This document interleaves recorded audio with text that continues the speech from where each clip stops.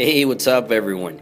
Guys, the lighthouses in Lake Michigan at St. Joseph in South Haven are famous around the world today, thanks to stunning photos of these structures encrusted in ice shed over the past few years by an Indiana photographer whose works are making the round on social networking this week.